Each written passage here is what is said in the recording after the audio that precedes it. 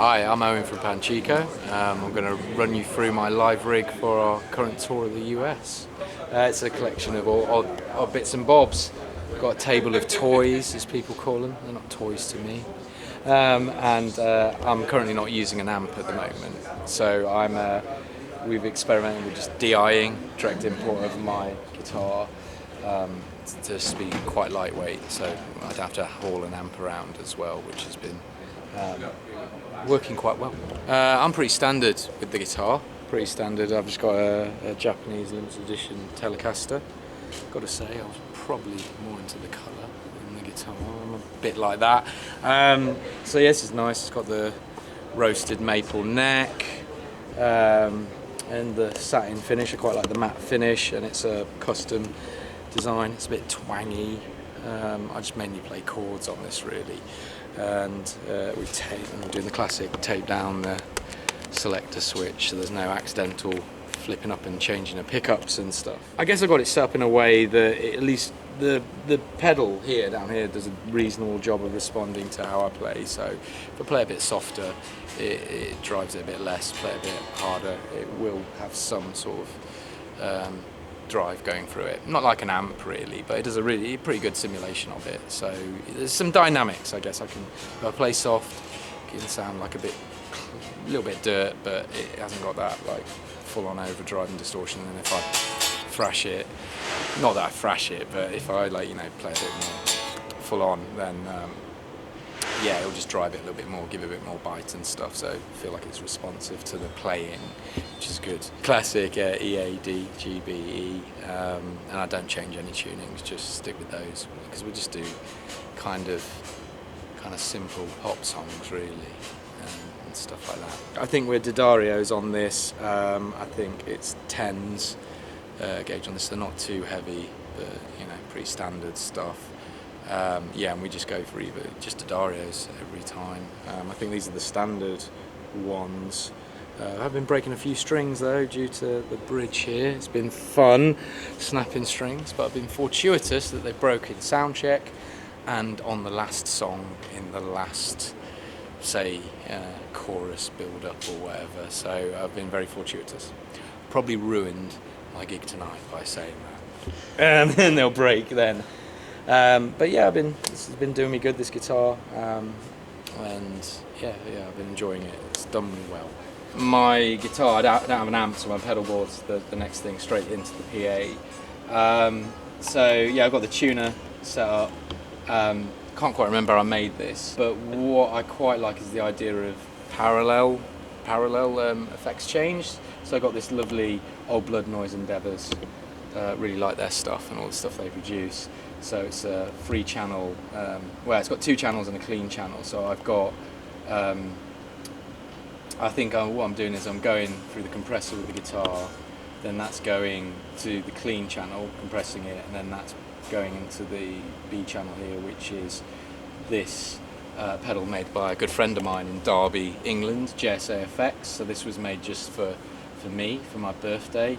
And this is a bit of I think it's a dual pedal.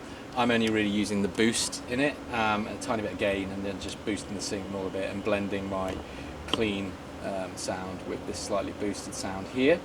And it's pretty standard really. And then on this one, this red channel, so you take out the clean, so you go in with the compressor, the clean goes in there, then it goes out to that comes back to the blue one. Clean one goes out to this one here, which is a Poly Bebo, and then that goes into the red one. So the Poly Bebo is a pedal designed in Australia. I think it's essentially like a Raspberry Pi inside, like a mini computer. It's a touchscreen and modular system of creating your own effects.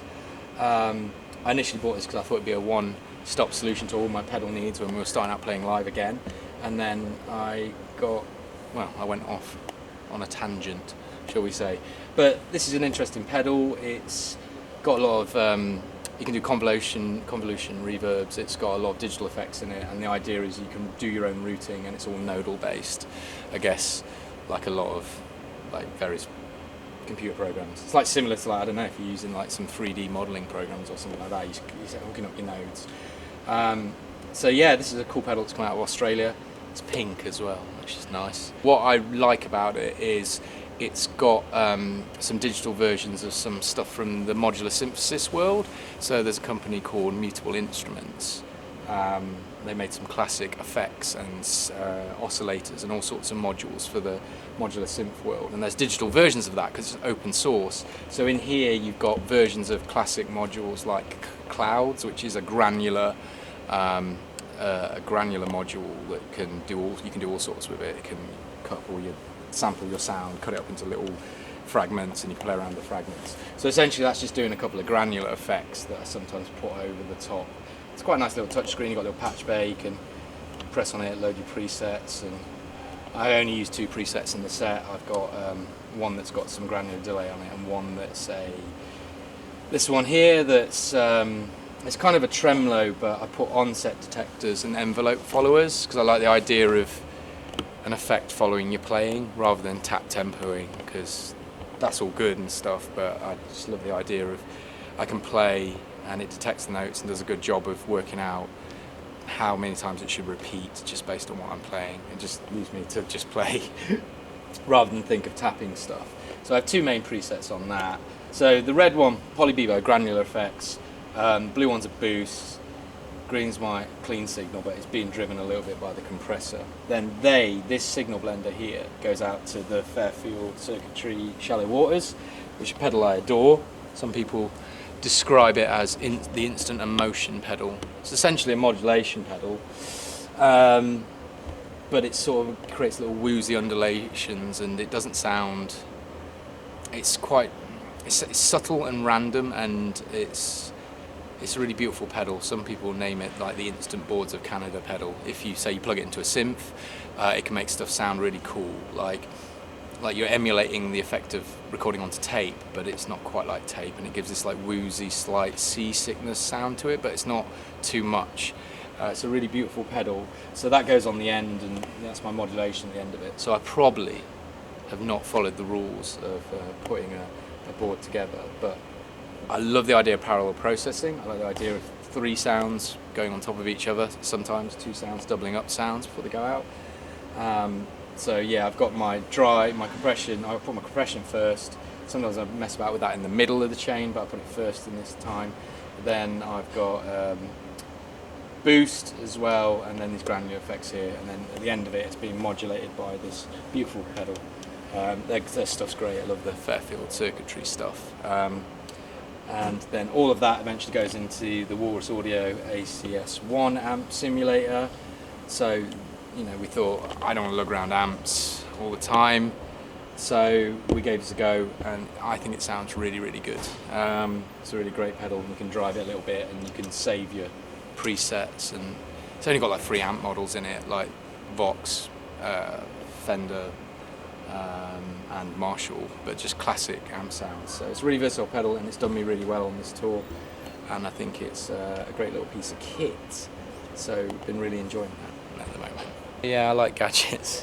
I like making beats as well as the stuff in Panchiko where it's like more indie pop and stuff. So I've got an Octatrack here. So this is the last bit in the chain of these various effects here. The Octatrack is a mixer, but it's also a sampler, and it's used for death metal, and samples are all laid out. But I like the Octatrack because it's got this crossfader effects thing, which is quite nice, which can do some really cool stuff. So it's taking in, and it's got all sorts of samples on it, saved up just for fun. But also in that, this is a new piece of kit I've got. It's a drum machine called the Syntact from Electron. I've got into Electron stuff. I'm no master of Electron, but I like the idea of how they work, the possibilities. Once you learn it all, you can do a lot with Electron stuff and do some really cool editing and randomization, which I've not achieved yet.